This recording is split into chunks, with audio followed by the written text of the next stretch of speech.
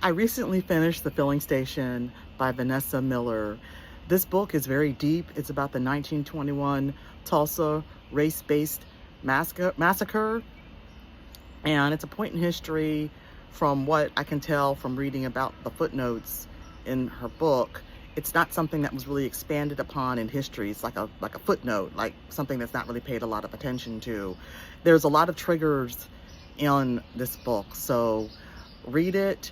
I encourage all to read it, but the way the author described the characters and what happened, it's very realistic because it's based on a real event. It's about a community called Greenwood.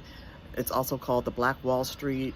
People in this community are very affluent. They own their own businesses. They have their own movie theaters. They have their own dress shops. They've got all these businesses, and the white people didn't like it. So that's why the event happened and the massacre happened, and so many lives were lost, and it was just, it's just devastating. I felt that Margaret and Evelyn, that's the two main characters. Margaret really wants to rebuild, but Evelyn is not feeling it. Even though Evelyn has her problems, I could really relate to her because after that happened, there's going to be a few spoilers in my review because I've got a lot to say. So if you haven't read it yet and you want to go read it, go ahead and then come back and listen to this. But for me to really talk about it as thoroughly as I need to tell a little bit about what happened to really give my full thoughts. But Margaret wants to rebuild. She wants to go back to follow their father's legacy because their father's no longer with them. So Evelyn isn't feeling it. There's a developer that approaches Margaret about buying her out because they don't want the black people to rebuild, basically. He wants to buy her plot, and she turns him down. I think what I would have wanted to do if that happened to me, I probably would have taken the money and tried to settle elsewhere if I could, make a living someplace else. I don't know if I could have gone back after everything that happened. I would have tried to see if there was a way for me to settle up north or something. I don't know. But it's very realistic the way that the author described it. She did an awesome job. The story, there's so much going on in the story. I highly recommend that you read it. If you are someone who's really into Black history, you will really, really get a lot out of this story. And the story also shows how courageous the characters are.